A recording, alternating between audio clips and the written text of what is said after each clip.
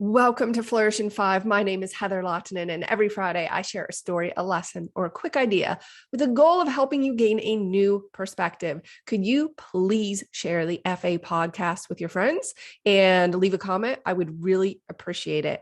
Today, I want to share 2 quick ideas that I heard this week that caused me to really stop and think. I found them very interesting, and I think that you will as well.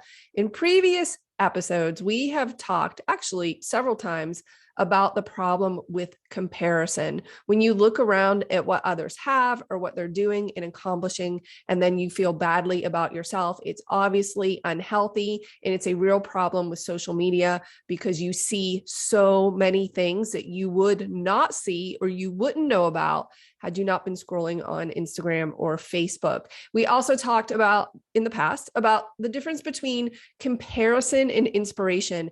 If you look at something that makes you feel badly about yourself, that's probably comparison. If you look at something that you find inspirational, that's different. That causes you to think, oh, wait, maybe I could do that. For me, following other photographers, when I'm inspired, I think I'm going to pick up my camera because I could probably do that. But the concept I heard this week, I wrote this down. I love it so much. I think you should as well. It said, remember this, without comparison, concepts like ahead or behind or best or worst lose their meaning. If there was no gauge, you would only be comparing yourself with yourself, which means you could say, okay, am I better than I was last month, last year? And I would hope that the answer is yes. Well, then you are doing really well. But when you compare yourself against a different metric, the gauge of what others are doing. I remember a very famous wedding photographer that I studied under when I first started. His name is Jerry Gohinas. He said, I don't have to be the best wedding photographer in the world. I just have to be better than I was last week.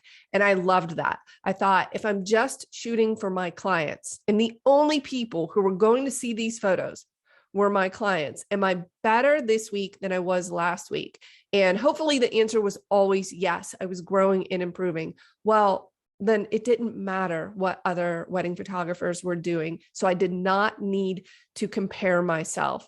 I love that quote. I'm going to read it again. I think it's so powerful. Without comparison, concepts like ahead or behind, best or worst, lose their meaning. I wish I could tell you who I heard that from, but I cannot remember. I am always listening to so many podcasts, reading. I think I'm reading 3 books right now, so I can't remember. The other thing I heard was around failure. And the person said, again, I'm sorry, I can't remember who this was, said, you aren't afraid of failure. You are afraid of what other people will think if you fail. And you know how I can prove this? I was thinking about this. If you were walking outside in the woods by yourself and there wasn't anyone around and you tripped over your own feet, which is something I may or may not do fairly often, would you be embarrassed? I would guess the answer is no, because there wouldn't be anyone around to see you except for maybe some animals. You would not be embarrassed because nobody saw it. But if you tripped in a public place and people saw you, your face might get red. You might feel really embarrassed. But why? Because you're worried about what people think. Failure is the same way. It's not failure that's the problem, because you could fail all day long. If nobody knew, it wouldn't bother you. You would just try again.